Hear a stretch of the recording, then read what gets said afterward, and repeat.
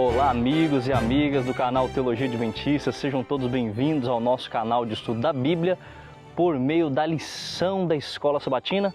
E neste novo trimestre nós estamos estudando o amor e a justiça de Deus. Você é nosso convidado a participar conosco deste estudo incrível, magnífico, fantástico, onde aprenderemos coisas incríveis sobre o poder e o amor e a justiça de Deus.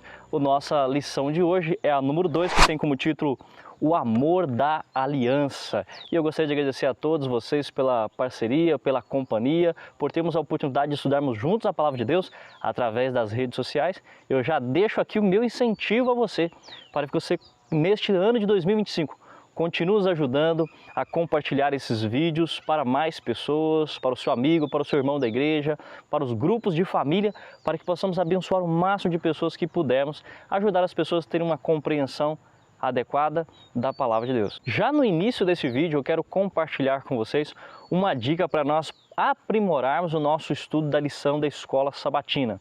Professores e alunos, quero deixar uma dica aqui para que nós possamos evitar cair nos lugares comuns.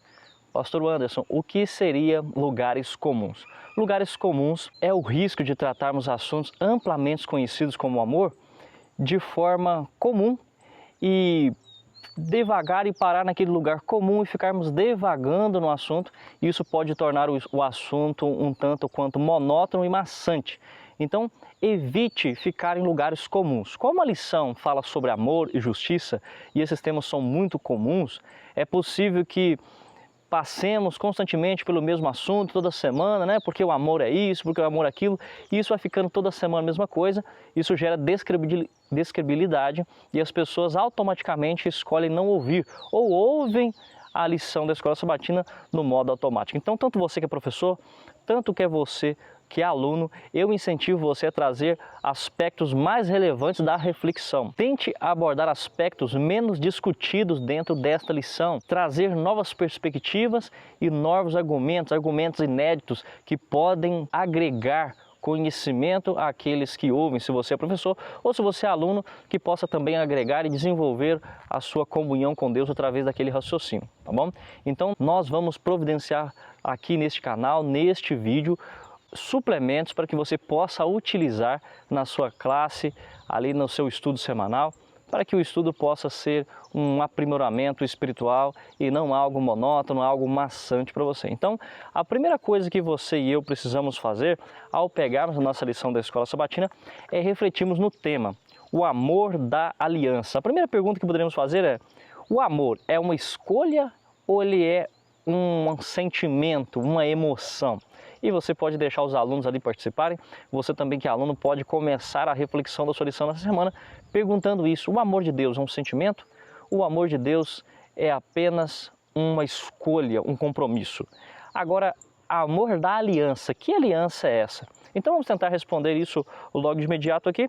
Nós temos o texto para memorizar, João 14, 23, onde diz: se alguém me ama, guardará a minha palavra, e o meu Pai o amará, e viveremos para ele e faremos nele morada. Logo, o texto que nós acabamos de ler dá para nós uma reflexão de que o amor de Deus, ele exige uma observância, uma obediência à sua palavra e os seus ensinos, não é mesmo? Então, olhem só, no finalzinho aqui da parte de sábado, no último parágrafo está assim: as Escrituras também ensinam que o amor de Deus não é unilateral, mas profundamente relacional. Ou seja, o amor de Deus não é unilateral. O que significa que o amor de Deus não é unilateral? Ou seja, o amor de Deus, ele não é um amor que depende apenas de uma parte, ou seja, não depende apenas do amor de Deus, mas depende da nossa cooperação, do nosso envolvimento, da nossa resposta ao amor dele, tá certo? E continua dizendo assim: faz diferença para o Senhor se os seres humanos refletem ou não o seu amor de volta, tanto para ele quanto para os outros. Então, amor que não é unilateral envolve não apenas uma parte, mas nos convida a dar algo em resposta a Deus. E é por isso que vou lançar para você aí na tela um complemento e um suplemento para você. Antes de continuar aqui, na semana passada eu esqueci de dizer, eu estou aqui de férias na casa dos meus parentes, na minha terra natal, Luisburgo, Minas Gerais, E muitas pessoas comentaram nos vídeos, olha que lugar bonito, que cenário incrível. O cenário, o estúdio de Deus, e é magnífico, não é mesmo? Que você e eu possamos desfrutar das bênçãos de Deus e dos lugares que Ele criou, que é a sua natureza. Na natureza nós podemos ver Deus se revelando a nós. Olha aí, vamos então para a tela, para o que é uma aliança, o amor da aliança. Então o amor, além de ser um sentimento, ele é também uma escolha. Uma pessoa deve escolher amar, independente das circunstâncias, e é isso que a Bíblia nos ensina. Agora, o que é uma aliança? Ellen White, ela relata no Manuscritos Releases, volume 1, página 110, o que significa uma aliança. E ela diz, uma aliança é um acordo pelo qual as partes se comprometem a cumprir certas condições.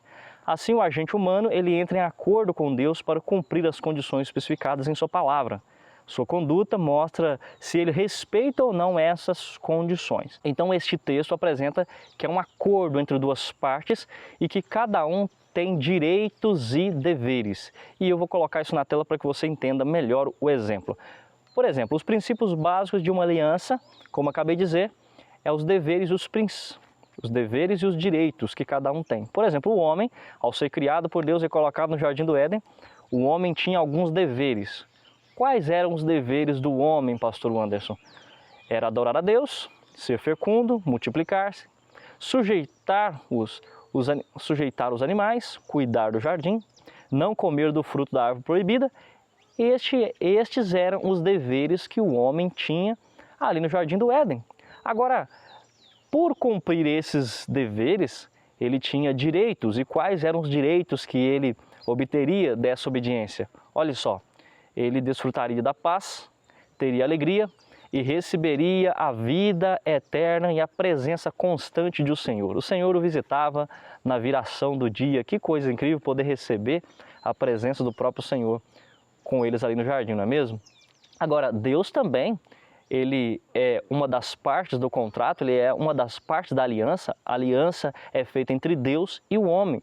Agora, Deus também, ele tem os seus direitos e tem os seus deveres. Quais seriam os deveres de Deus? Olha só, os deveres de Deus seria conceder a vida eterna a Adão, enquanto esse estivesse em obediência a ele.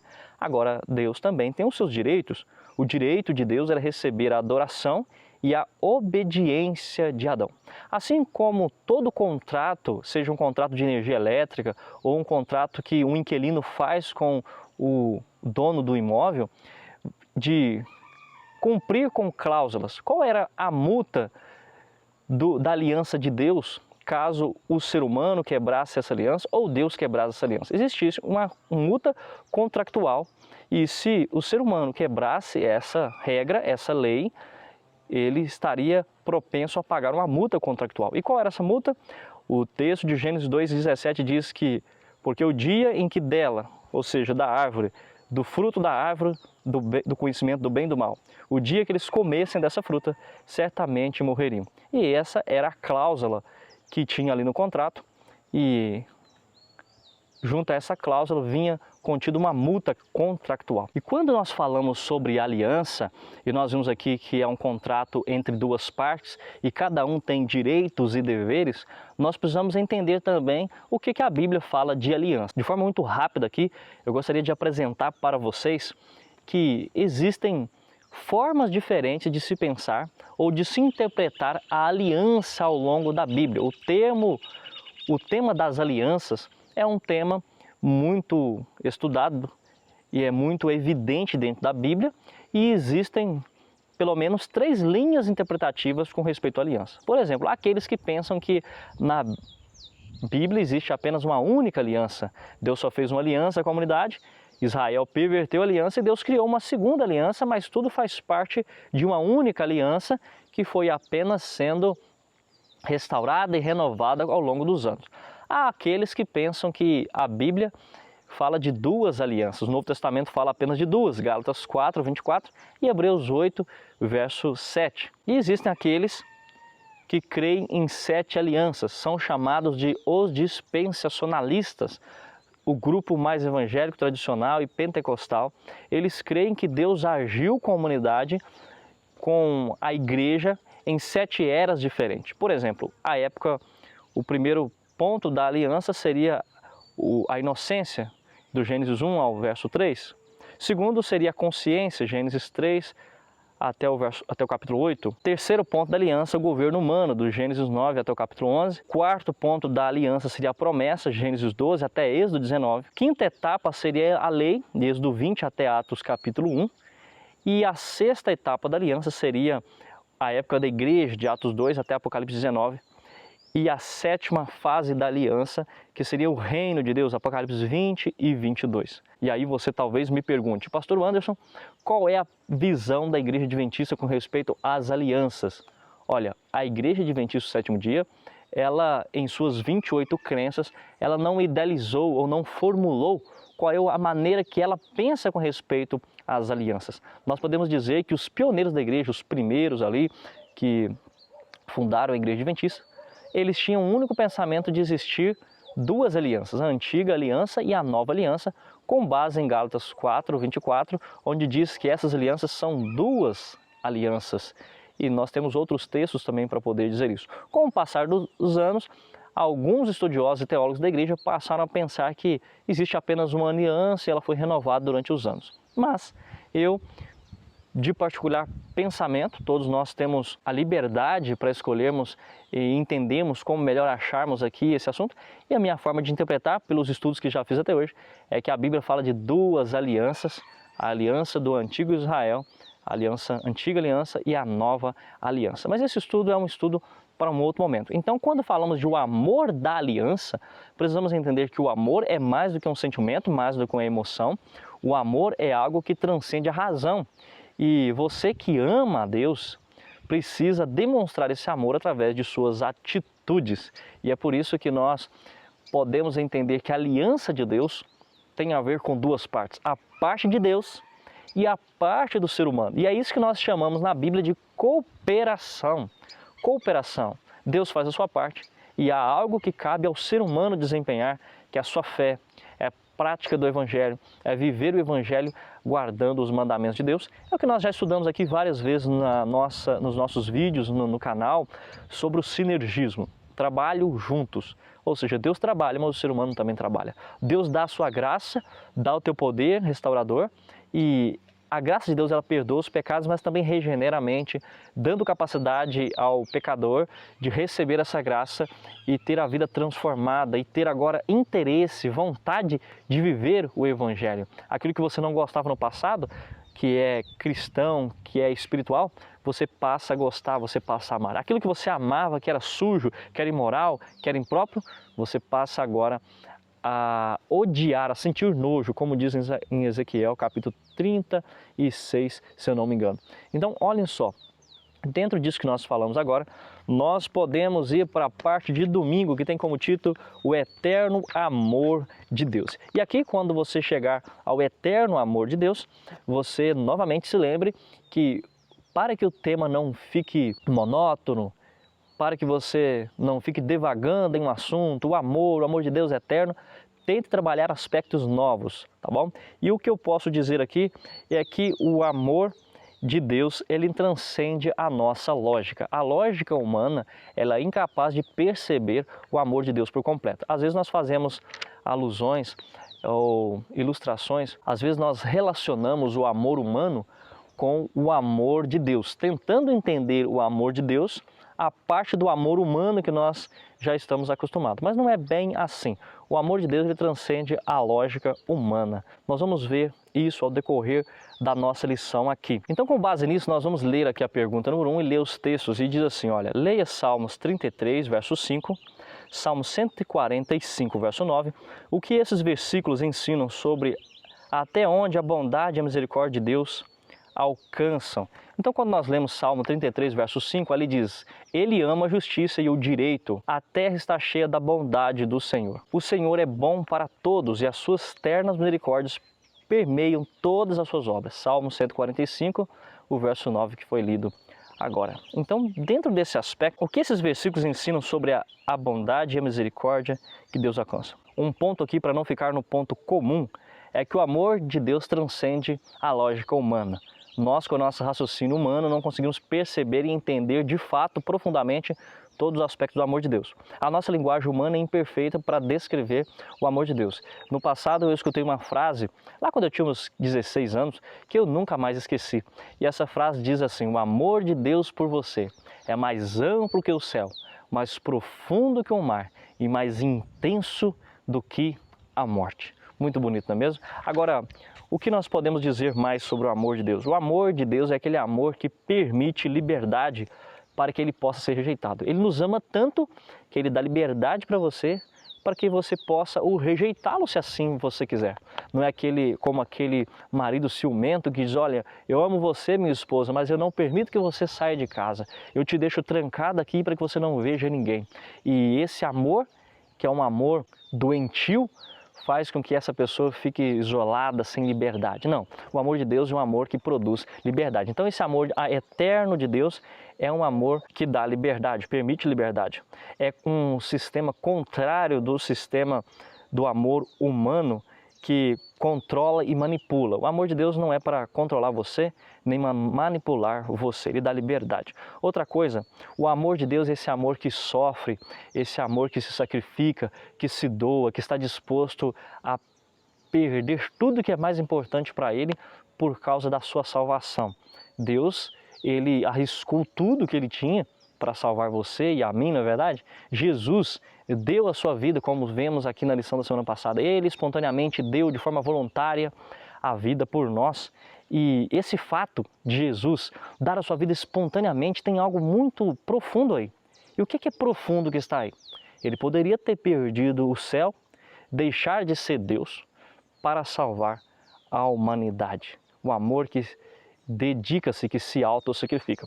Constantemente eu faço aqui no canal uma ilustração e eu acho que é pertinente fazer novamente aqui para alguns, talvez não ouviram falar ainda, mas imagine que você, ao lidar com os problemas da humanidade, você se tornasse um grande inventor e pensasse: eu vou criar uma máquina, uma invenção totalmente nova que vai revolucionar o mundo, porque vai resolver os problemas econômicos, vai resolver os problemas de doenças do país, vai resolver os problemas de relacionamento, vai resolver todos os problemas existentes na face da Terra. E você construísse então essa máquina, essa nova invenção, mas você constatasse o seguinte: para que essa máquina funcionasse e resolvesse todos os problemas do mundo, resolvesse os problemas de pecado, resolvesse os problemas de intrigas, os problemas econômicos, os problemas sociais, você teria que entrar dentro dessa máquina, se prender dentro dela por toda a eternidade. A pergunta que eu faço para você é: você teria coragem de ficar preso dentro dessa sua invenção por toda a eternidade para que outras pessoas pudessem ter felicidade? Pois bem, difícil, não é mesmo? Foi isso que Jesus fez por nós. Ele entrou dentro dessa máquina, que é um corpo humano, se encarnou, veio aqui para salvar você e a mim. Esse é o amor eterno de Deus que faz a nossa mente dar essa explosão de alegria, de falar assim: nossa, é muito mais incrível, está envolvido muitas coisas espetaculares que a minha mente não é capaz de entender. Por toda a eternidade, Deus, Jesus, carregará o corpo humano, estará preso dentro de um corpo humano para salvar a humanidade. E quando chegar no céu, você poderá tocar as marcas dos pregos que existem em suas mãos, tocar o seu lado que foi ferido pela lança. Imagina que coisa fenomenal. Mas não para por aí não. Como podemos entender mais o amor de Deus? O amor cósmico de Deus, que inclui toda a criação, buscando reconciliar toda a criação com o seu Criador, levar de novo o homem a ser a semelhança do seu autor que o criou, para que ele pudesse desenvolver todas as faculdades e desfrutar dos atributos também de Deus, inclusive a eternidade, que é um atributo de Deus. Mas a nossa eternidade está vinculada à obediência a Deus, não é verdade? O amor não apenas perdoa, mas também transforma, como vemos em Romanos 8, 29. E o objetivo final do amor de Deus é nos salvar e nos tornar coparticipantes da sua natureza divina. É isso que nós vemos aí neste texto que está na tela para você agora, de 1 Pedro 1,4, pelas quais nos têm sido doadas as suas preciosas e muito grandes promessas. Deus doou, não exige nada em troca de você. Ele doa essas preciosas e grandiosas promessas a nós, para que por elas vos torneis coparticipantes da natureza divina. Olha só que coisa incrível e importante. Você e eu temos a oportunidade de sermos coparticipantes da natureza divina, livrando-vos da corrupção das paixões que há no mundo. E além de termos a oportunidade de participar das grandes promessas, das preciosas e muito grandes riquezas de Deus, de participar também da natureza de Deus, isso tudo nos ajude a ficar livre das paixões, das imoralidades, do pecado em si. E quando nós vamos para a pergunta número 2, diz: leia 2 Pedro 3,9, 1 Timóteo 2,4, Ezequiel 33,11, o que esses textos ensinam sobre o desejo de Deus de salvar todas as pessoas. 2 Pedro 3,9 diz: não retarda o Senhor a sua promessa, como alguns julgam demorada. Pelo contrário, Ele é longânimo para convosco, não querendo que ninguém pereça ou que nenhum pereça, senão que todos cheguem ao arrependimento. Então a vontade de Deus é que todos sejam salvos e que ninguém pereça, ninguém se perca, mas que todos cheguem ao arrependimento e se entreguem e passem a desfrutar das suas bênçãos. Aí em 1 Timóteo 2, 3 e 4 diz: isto é bom e aceitável diante de Deus. O que é bom e aceitável diante de Deus, o nosso Salvador? O qual deseja, isto é bom e aceitável diante de Deus, nosso Salvador, o qual deseja que todos os homens sejam salvos e cheguem ao pleno conhecimento da verdade. Você já conhece tudo sobre a verdade de Deus? Não, você não conhece, eu não conheço. Por toda a eternidade ainda aprenderemos mais e mais sobre o Senhor.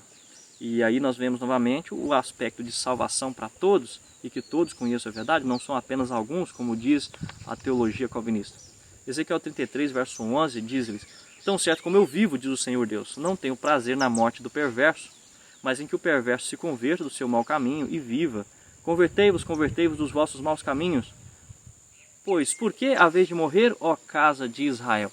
Por que a vez de se perverter e morrer, se todos os recursos inesgotáveis de Deus estão à sua disposição, estão disponíveis a você, à sua disposição, para que você seja salvo, para que você alcance as bênçãos e as grandes promessas, preciosas maravilhas, e você possa morar nas mansões eternas o paraíso de delícias, não é mesmo? Então, respondendo aqui a pergunta, Deus quer salvar a todos, mas para isso é necessário conversão, arrependimento, entrega plena e total. E o amor de Deus por você, lembre-se sempre, ele é mais amplo que o céu, mais profundo que o mar e mais intenso do que a morte.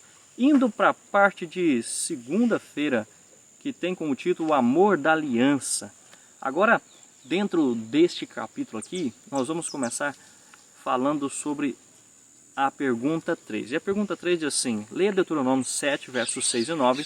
De acordo com esses versículos, qual é a relação entre as alianças feitas por Deus e a sua misericórdia? Se você é professor na sua unidade de ação, eu incentivo você a logo falar aqui o título da lição, já ir para a pergunta, ler o texto e a partir da leitura do texto você faça algumas perguntas para a sua classe, para que eles possam entender e refletir e você então consiga explicar qual é o amor da aliança, porque a parte de segunda-feira traz o tema geral da lição. O tema da lição 2 é amor da aliança, o amor da aliança. E agora ele é trabalhado aqui na parte de segunda-feira. Então, lendo o texto, Deuteronômio 7, versos 6 a 9, fala assim: porque tu és o povo santo ao Senhor teu Deus.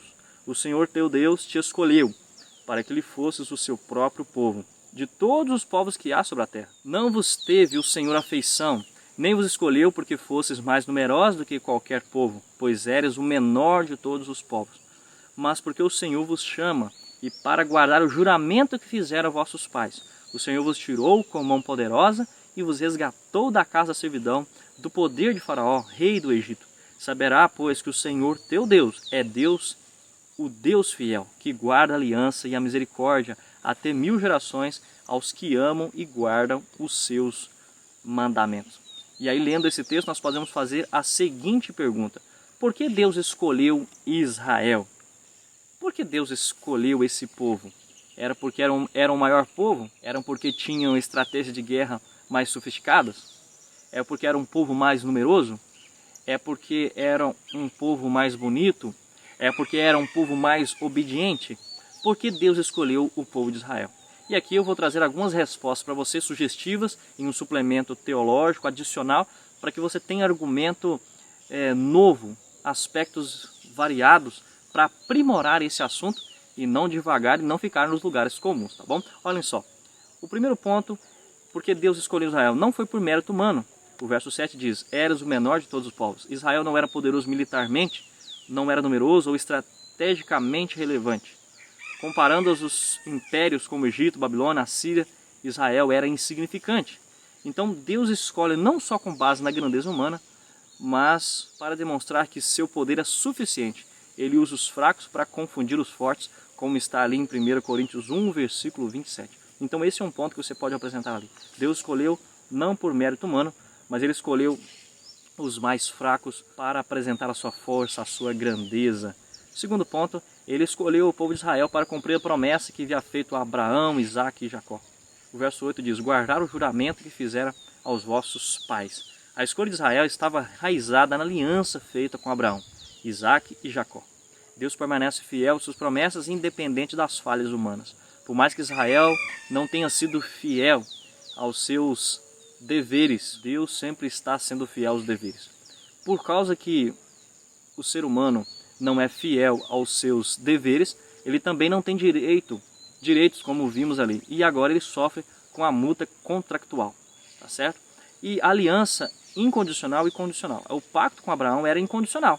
Deus prometeu multiplicar sua descendência. No entanto, a aliança mosaica introduz condições, a obediência aos mandamentos como expressão do relacionamento de amor. Então a aliança de Deus ela é incondicional.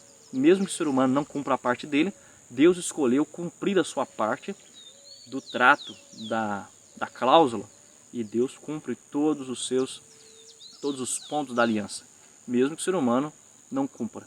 Agora, há uma questão aqui que ela é condicional, que é a resposta do ser humano a essa aliança. Se Adão e Eva tivessem cumprido todos os seus deveres, é bem verdade que não conheceríamos o pecado, não é mesmo? Mas vamos falar um pouquinho mais disso daqui a pouco. A aliança mosaica introduz um relacionamento de amor, e para esse relacionamento de amor precisa de obediência. Um terceiro ponto, por que Deus escolheu Israel nesse amor da aliança, é porque Ele queria que esse fosse um povo santo e especial, para que esse povo transmitisse e testemunhasse do amor de Deus para as outras nações. Santo significa separado. Israel foi escolhido para ser distinto dos outros povos, refletindo o caráter de Deus. Quando as outras nações olhassem para Israel, vissem a sua confiança, como Deus cuidava deles, como Deus os ajudava a vencer as guerras, com o melhor número de soldados, sem estratégias. Muitas vezes eles precisavam apenas de cantar, na verdade, tocar trombetas. Eles iriam glorificar o nome de Deus, querer saber mais sobre esse Deus. E aqui é o ponto do testemunho, na verdade. Eu e você precisamos testemunhar mais do que falar. As palavras convencem, mas o testemunho, ele arrasta, não é verdade? Então, eles deveriam ser um modelo de fidelidade e justiça para as nações. Se você quer ler um pouco mais sobre isso, aí está a referência de Êxodo 19, versos 5 e 6, que será um texto adicional e vai ajudar você muito no estudo dessa lição dessa semana. Um quarto ponto, porque Deus escolheu Israel, seria para mostrar a Deus às nações, para que todas as famílias da terra sejam abençoadas. É a promessa que Deus fez em Gênesis 12, verso 3, para Abraão. Israel foi chamado para ser uma luz para os gentios, de acordo com Isaías 42, verso 6. Um exemplo de como o relacionamento com Deus transforma uma nação. Todas as nações desse mundo são transitórias e passageiras, mas com Deus há vigor, há poder. Com Deus, quando há confiança, você não precisa lutar, porque Deus luta em seu favor. Um quinto ponto, porque Deus escolheu Israel, foi para provar a fidelidade dele próprio. A existência de Israel era uma demonstração viva da fidelidade de Deus em manter sua aliança, mesmo diante das rebeliões e fracasso do povo. E um quinto ponto, porque Deus escolheu Israel, Deus escolhe os fracos para glorificar o seu nome. Se Deus escolheu o menor de todos os povos, Ele pode usar qualquer pessoa ou nação para seus propósitos, e isso desafia a lógica humana e exalta a sua soberania. Deus ele quer exaltar o seu próprio nome, e Ele utiliza as nações, Ele utiliza você, Ele utiliza a mim, que somos meros instrumentos, fracos, falhos, pecadores, mas Ele nos utiliza para a proclamação do seu nome, para a exaltação, para a glorificação da tua palavra e o avançamento do seu reino. É por isso que eu sempre digo aqui que você e eu precisamos crescer em capacidade, em utilidade, desenvolver nossas habilidades de forma plena e ampla para que possamos avançar ou ajudar a desenvolver o reino de Deus. Não porque Ele precise de você, mas Ele escolheu usar você, Ele escolheu usar a mim para que possa ser glorificado através de seres fracos, débeis e pequenos como eu e você. Você se considera um ser frágil? Você se considera um ser pequeno diante dos propósitos ou diante das tarefas que você tem que desempenhar neste ano de 2025? Coloque-se nas mãos de Deus, Ele te dará poder, te dará clareza, te dará força, te dará conhecimento e você vencerá. Não vencerá por causa dos seus méritos, por causa do seu poder, assim como Israel não venceu por causa dos seus méritos ou poder, mas sim porque o Deus que estava com eles era um Deus forte. Feliz a nação cujo o Senhor é Deus e pelos quais se guiam pelos parâmetros do céu.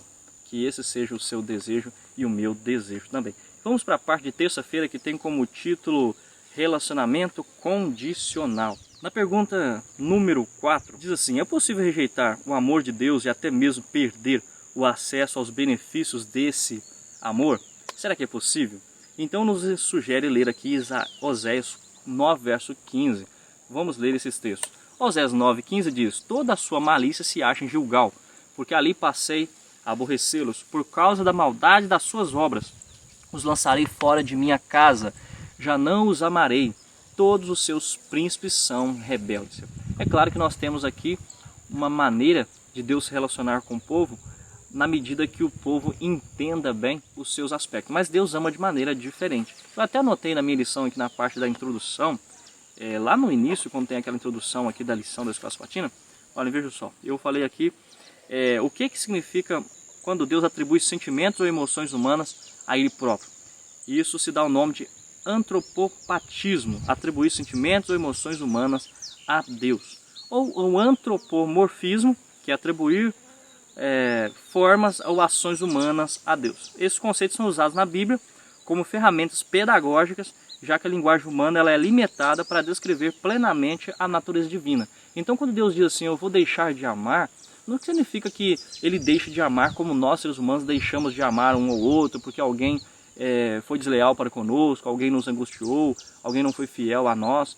Não, o amor de Deus, quando Ele diz eu deixarei de amar, é que eu não vou estender mais a minha graça, a minha misericórdia, eu vou retirar a minha proteção dessas pessoas, mas Deus continua amando, continua com o seu Espírito tocando o coração, até o ponto que essa pessoa dá lugar para que Deus atue na vida dele. Agora, se o Espírito continua insistindo, e essa alma, ou seja, esse ser, ele continua rejeitando, o Espírito Santo de Deus, ele é cavalheiro, ele aceita a sua escolha, ele entende e ele te dá liberdade e te deixa viver de acordo com as suas próprias escolhas e também colher as consequências daquilo que você quis, não é mesmo? Então aqui na Jeremias 16, verso 5 também diz: porque assim diz o Senhor, não entras na casa do luto, não vás a lamentá-los, nem te compadeças deles, porque deste povo retirei a minha paz, diz o Senhor, a benignidade e a misericórdia.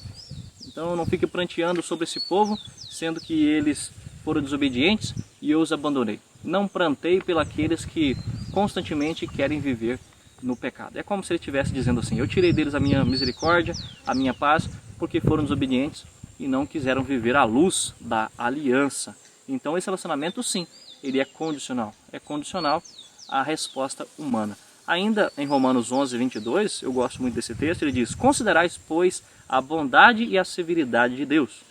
Para os que caíram, severidade, mas para contigo, a bondade de Deus. Se nela permaneceres, de outra sorte também tu serás cortado. Então precisamos considerar tanto a bondade do Senhor, para com aqueles que vivem a palavra e ensinamento do Senhor, como também precisamos considerar a severidade de Deus. A severidade de Deus sobre aqueles que escolhem desobedecer, né? Mas a bondade sobre aqueles que o amam e vivem na sua presença. Como podemos entender um pouco melhor ainda, depois de lermos esses textos aqui, para respondermos a pergunta aqui 4, como podemos colocar aqui alguns aspectos práticos do dia a dia para que você possa entender o relacionamento condicional. O relacionamento de Deus conosco é um pouco diferente do relacionamento humano, porque o relacionamento humano existe condições. Por exemplo, em uma amizade você escolhe investir tempo e cuidado. Se essa pessoa que está sendo alvo da sua amizade, ela não retribui, né, ou ignora os seus sentimentos, essa amizade ela tende a enfraquecer. Então, a amizade que é condicional, não é mesmo? Um casamento, uma das partes quebra os votos matrimoniais, né, ou para de investir no relacionamento. No que isso vai dar? Com certeza o casamento vai terminar, não é mesmo? O amor vai se acabando, se esfriando. Ou mesmo um relacionamento entre empregado e empregador, quando um cumpre suas responsabilidades, ele é leal, ele desempenha o seu papel, ele é proativo, produtivo, Isso vai ajudar com que esse relacionamento empregatício dure por muitos anos, mas se o contrário ocorre, né?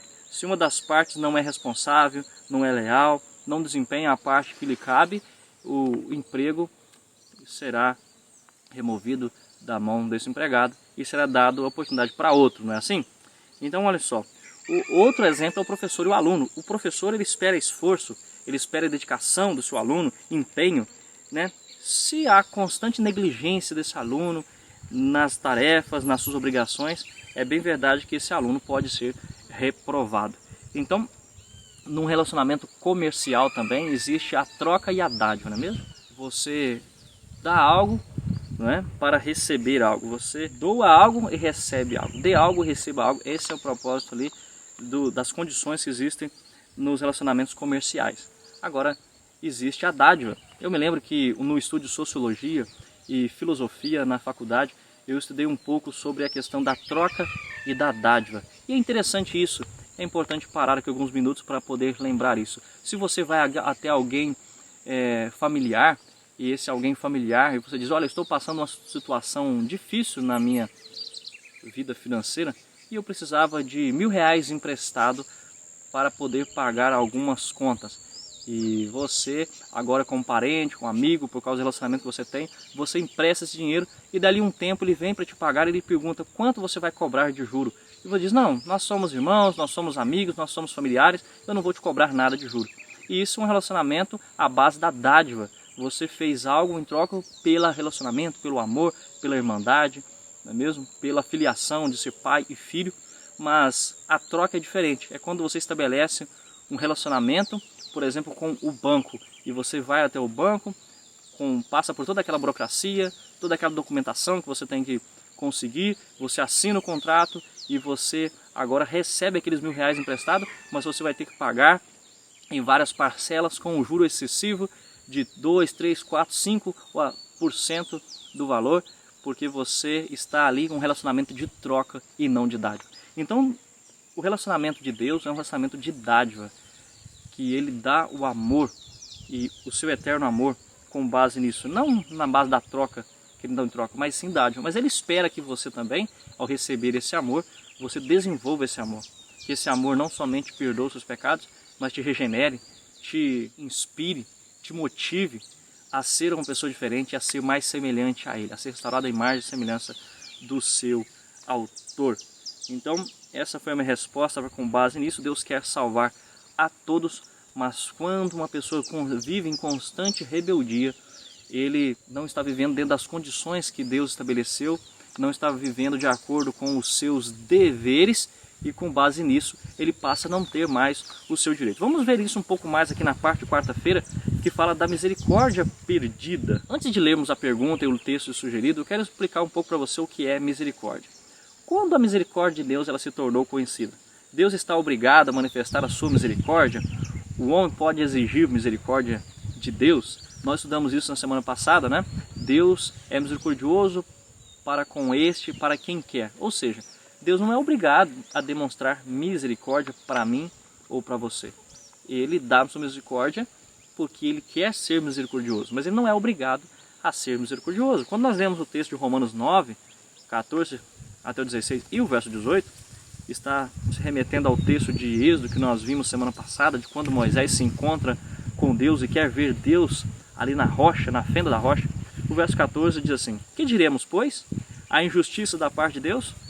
De modo nenhum, pois ele diz a Moisés: terei misericórdia de quem me aprouver ter misericórdia, e compadecer-me-ei de quem me aprouver ter misericórdia, de quem me aprouver ter compaixão. Assim, pois, não depende de quem quer ou de quem corre, mas de usar Deus a sua misericórdia. Logo, tem Ele misericórdia de quem quer e também endurece a quem lhe apraz. Quando nós vamos em Tito 2,11, fala que a graça de Deus se manifestou salvadora a todos os homens. Então, a misericórdia de Deus, o texto está dizendo que Ele não é obrigado a dar a sua misericórdia, mas Ele escolheu ser compassivo, misericordioso, estendeu sua graça.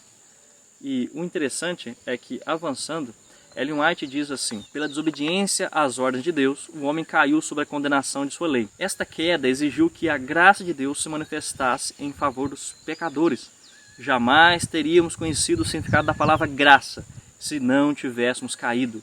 Deus ama os anjos sem pecado, os quais fazem o seu serviço e são obedientes às suas ordens, mas Ele não lhes concede graça. Esses seres celestiais nada sabem de graça, jamais necessitaram dela, porque jamais pecaram. Então olha só, se nós não tivéssemos pecado, nunca teríamos necessidade de aprendermos sobre graça, sobre misericórdia, sobre compaixão. Então, olha só, os anjos no céu não conhecem o que é graça, não receberam graça ou compaixão ou misericórdia sobre eles. Agora, a misericórdia, ela foi estendida a nós porque pecamos. Então assim, os anjos não são salvos. Não, pastor, os anjos não são salvos. Não. Os anjos precisam continuar em um estado de vida eterna. E o que eles devem fazer para continuar num estado de vida eterna?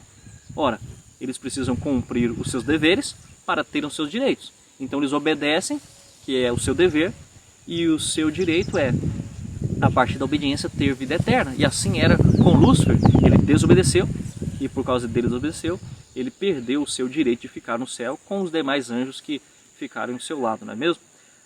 Com Adão e Eva aconteceu a mesma coisa no Jardim do Éden. Eles tinham os seus deveres e por não cumprir os seus deveres, eles perderam os seus direitos e foram expulsos do Jardim do Éden e agora não poderiam mais ter acesso à árvore da vida e comer daquele fruto que lhes dava vida eterna. E com isso ficaram propensos às consequências do pecado, a doença, a velhice e tantas outras consequências que nós vemos no nosso mundo hoje, não é mesmo? Com isso nós vemos que os seres celestiais nunca precisaram de graça. A graça, a misericórdia, ela se tornou conhecida quando o ser humano pecou e Deus já tinha feito o plano da redenção antes da fundação do mundo e através de doar o seu Filho, este plano se consumou. Agora, olhem só, este texto, o texto que eu li agora há pouco, está ali no Meditação Matinal, Maravilhosa Graça, na página 25, quando Ellen White diz isso. Agora, no Maravilhosa Graça, na página 25, ainda na continuação, diz assim: graça é um atributo de Deus imerecidamente manifestado para com o ser humano. Então eu estou gastando aqui alguns tempos para mostrar para você que a parte de quarta-feira, misericórdia perdida, a graça, ela é imerecida, mas ela foi manifestada para com o ser humano. Nós não o procuramos, mas ele foi enviado à nossa procura. Deus se regozija em outorgar essa graça a cada um que a deseje.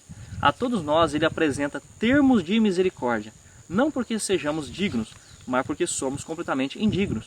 Nossa necessidade é a qualificação que nos dá a certeza de que receberemos este dom. Então nós somos desqualificados, Deus nos qualifica mediante sua graça, um dom imerecido, e nós então passamos a desenvolver e termos os termos de misericórdia em nossa vida. E aí quando você vê que existia os deveres do homem, os seus direitos, os deveres de Deus, os seus direitos, e existe uma multa contractual, a morte, porque quando comeres certamente morrerias. E qual que é o termo de misericórdia que Deus ele dá a nós? A vida eterna. O dom gratuito de Deus é a vida eterna, de acordo com Romanos 6, o versículo 23.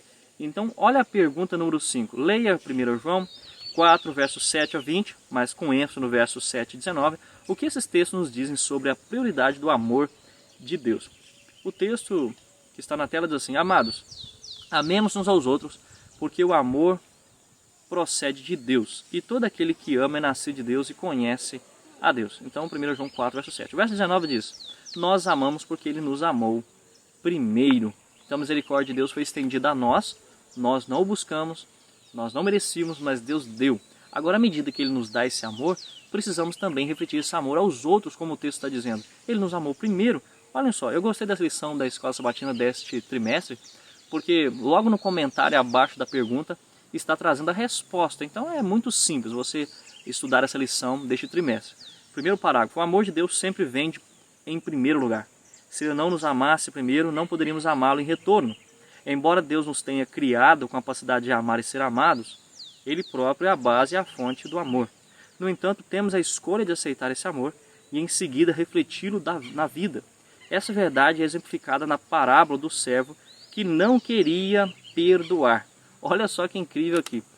Deus ele pode dar o perdão, mas Ele pode desperdoar você também. Que isso, pastor? Mas a Bíblia não diz que os nossos pecados eles são perdoados, são apagados dos livros de registro no céu, e que nossos pecados, quando são perdoados, confessados e perdoados, são lançados nas profundezas do mar, e Deus não se lembra mais deles, Deus se esquece deles. Ora, Deus faz isso, mas o texto não diz que ele faz isso de forma imediata. Quando você lê o capítulo 23 do livro O Grande Conflito e também o capítulo 28, você vai entender um pouco mais sobre o julgamento e o juízo de Deus, como ele é efetuado. E ali diz que alguém, quando se arrepende de um pecado que fez, ele confessa esse pecado a Deus e pede perdão, Deus, ele no céu, no livro de registro, porque tem vários livros de registro no céu, não é mesmo? Um livro, o livro da vida, onde o nome da pessoa é colocado ali quando ele passa a cooperar com o reino do Senhor, quando ele entrega a vida a Cristo e ele passa a ser um servo de Deus. Existe também um outro livro, que é chamado de livro memorial, onde todas as suas atitudes boas, corretas, quando você faz um ato de bondade, de amor, esses atos são escritos no livro memorial.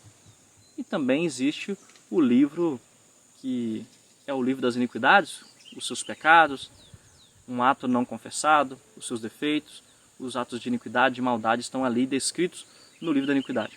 Quando você comete um pecado, esse ato vai para o livro da iniquidade, e quando você se arrepende e pede perdão, é colocado ali perdoado.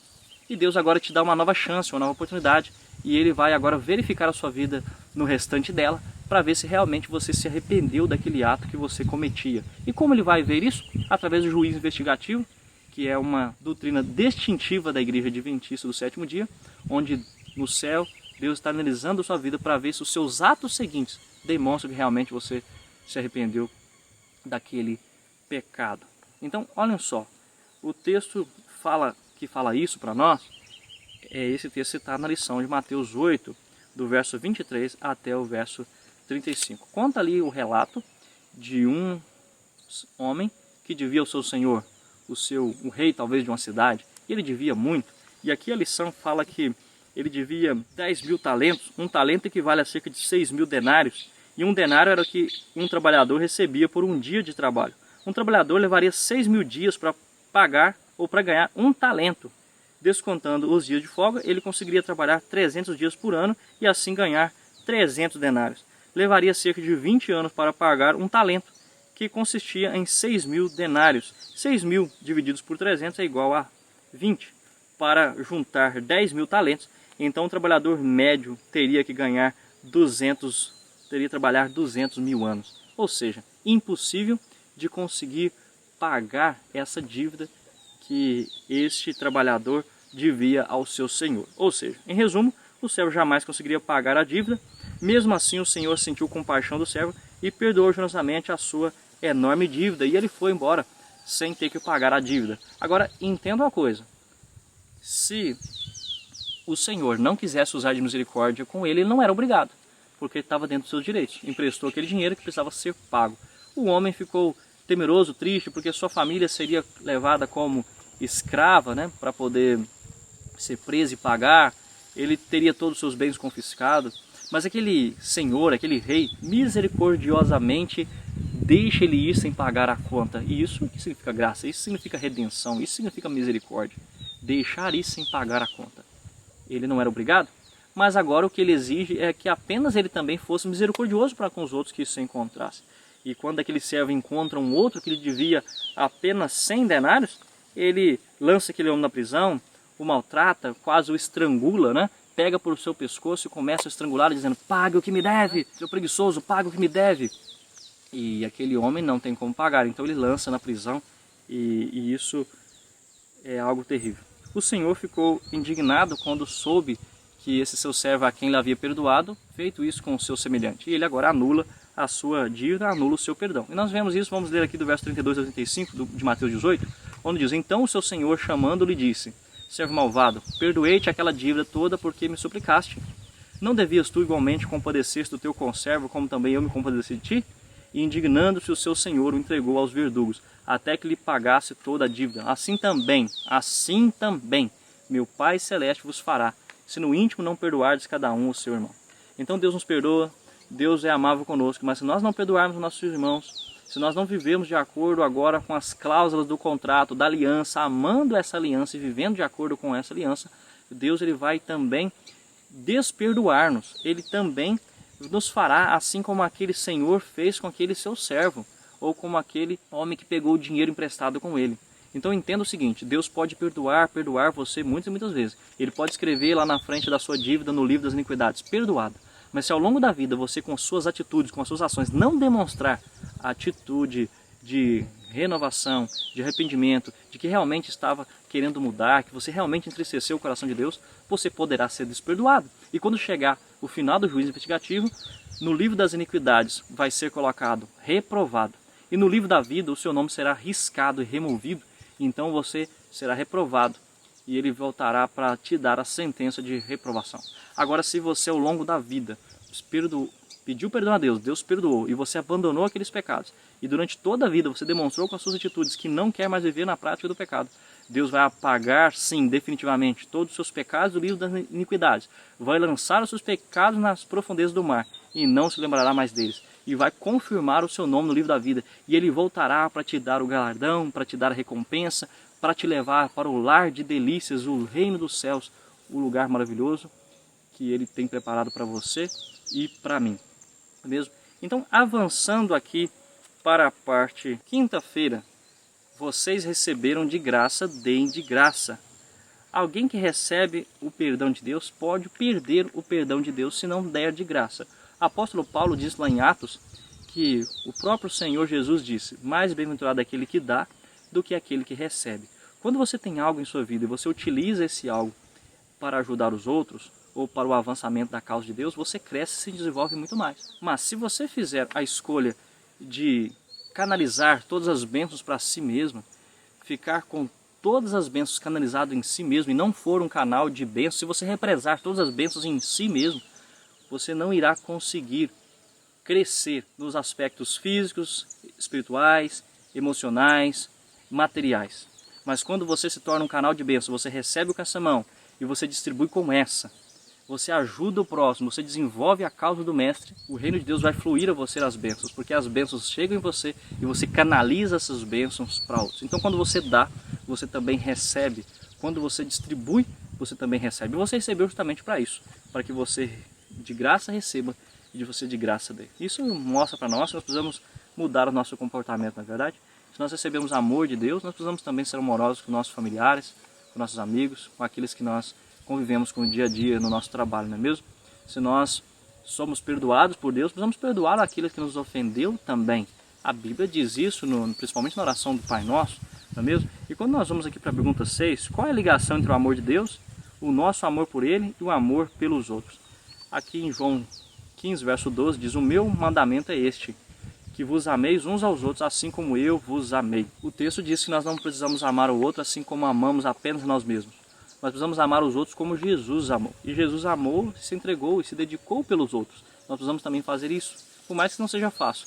Você e eu precisamos todo dia lutar contra nossas tendências, contra o nosso eu, contra o nosso egoísmo e tentarmos ser cada vez mais semelhante ao nosso Deus. 1 João 3,16 diz: nisso conhecemos o amor, que Cristo deu sua vida por nós e devemos dar a nossa vida pelo nosso irmão. 1 João 3,16. Vemos em João 3,16 o amor de Deus para conosco, que deu seu Filho unigênito para que todo nele crê não pereça, mas tenha vida eterna. Agora nós vemos que o amor de Deus, nós conhecemos se alguém ama a Deus quando essa pessoa dá a vida pelo próximo. Se alguém não dá a vida pelo próximo, ele não ama verdadeiramente a Deus. É isso que o texto diz, tá certo? Então, no segundo parágrafo da lição, seria a resposta a esse parágrafo aqui. Em resumo, devemos reconhecer que recebemos o perdão de uma dívida infinita, que jamais conseguiríamos quitar, conseguiríamos pagar, que foi pago na cruz por nós, por Jesus. Portanto, devemos amar e louvar a Deus e transmitir o amor e a graça aos outros. Então, eu e você precisamos ser misericordiosos com o próximo. Sempre pensar, se fosse comigo, como eu gostaria de ser tratado? Olha, aquele irmão está sendo disciplinado na igreja, a comissão vai se reunir para tratar o caso dele, de sua disciplina eclesiástica, e o que eu posso fazer? Se fosse eu no lugar dele, o que eu gostaria que fosse feito comigo? Olha, eu gostaria de ser visitado, eu gostaria que as pessoas não me constrangessem na frente dos outros, eu gostaria que as pessoas me amassem, me estendessem a mão, me reerguessem, me ajudassem a avançar, não é mesmo? A disciplina precisa ser efetuada, mas ela pode ser efetuada com amor e com tato. Por isso, terminando a lição aqui dessa semana, eu incentivo você a estudar a lição com base em reflexões profundas, trazer novidades, a sair daquilo que é monótono e que você possa expandir o amor de Deus em aspectos que não foram tão abordados assim e você possa crescer. Eu também incentivo você a colocar tudo em prática disso que foi estudado essa sessão dessa semana. A parte de Deus. E você precisa amar ao Senhor para que você possa estar dentro dessa aliança, cumprindo os seus deveres, para que você possa desfrutar do seu direito. E aqui eu pergunto para você, você tem cumprido os seus deveres cristãos? Você tem estudado a sua Bíblia todos os dias? Você tem sido fiel a Deus nos votos que você fez ali, os votos batismais, quando você se entregou a vida a Cristo? Você disse: Senhor, eu vou guardar os seus mandamentos, eu vou guardar o sábado. Você tem guardado o sábado da maneira correta do que é dito na Bíblia e no Espírito de profecia? Você tem amado o seu próximo e ajudado a ele como se fosse a ti mesmo? Você tem amado a todos e feito bem, principalmente aqueles que são da família da fé? Você sente que o Espírito Santo atua em ti de tal forma que você é ungido por Espírito Santo e você tem feito o bem, visitado pessoas doentes, orado com pessoas, você tem estudado a Bíblia com as pessoas no dia de sábado à tarde, ou você tem apenas feito do sábado um dia de descanso físico? Você tem feito um trabalho missionário e não um trabalho missionário? Qual é o seu real propósito? Você tem demonstrado amor a essa aliança? Ou o seu amor é apenas um amor de palavras, um amor de sentimento, de emoções, mas que não demonstra atitudes e ações? Saiba que a aliança de Deus é feita com clareza. Exige de nós a nossa parte no seu cumprimento, porque Ele pode cumprir a parte dele, mas não pode cumprir a nossa. Eu desejo que Deus abençoe você e que nessa semana você possa desenvolver todos os aspectos do amor de Deus e amar o seu semelhante e desenvolver a graça dele para com os outros também, sendo misericordioso. Que Deus abençoe você e nós nos encontramos aqui na lição da semana que vem. Até lá!